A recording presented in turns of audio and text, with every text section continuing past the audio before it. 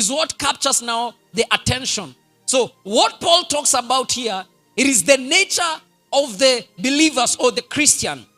So number one, Paul talks about, therefore, you are inexcusable, O man, whoever you are, who judge.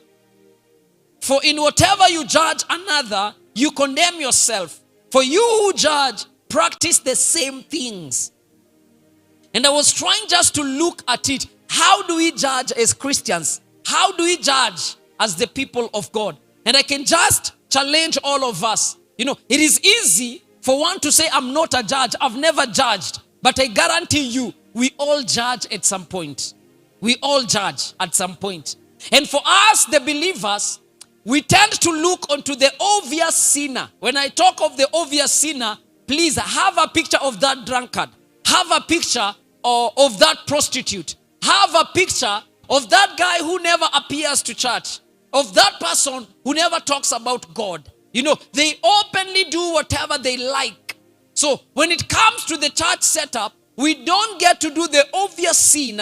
The ones, when people look at it with the physical eye, they can call it a sin.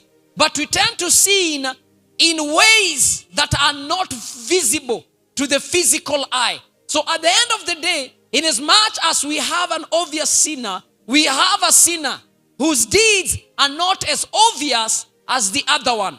So Paul brings in a comparison and is asking, who are you to judge? And he reminds us, the way we judge, the same things we tend to do. We are all sinners, because bottom line is sin. It is not what men are doing, but sin.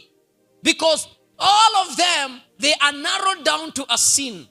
And so Paul is telling the church, when you are busy condemning the heathen, when you are busy condemning the people of the world, you need to understand one portion, you'll find yourself in another. Somehow we are caught in between this thing.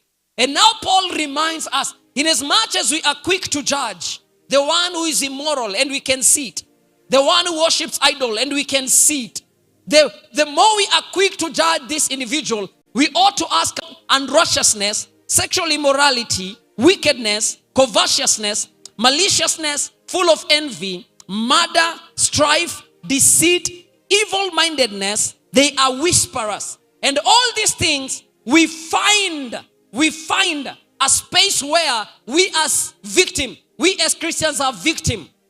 In one way or the other, we have participated in one of these activities, which Paul is highlighting. And then he says from verse number 30, backbiters, haters of God, violent, proud, boasters, inventors of evil things, disobedient to parents. So these are the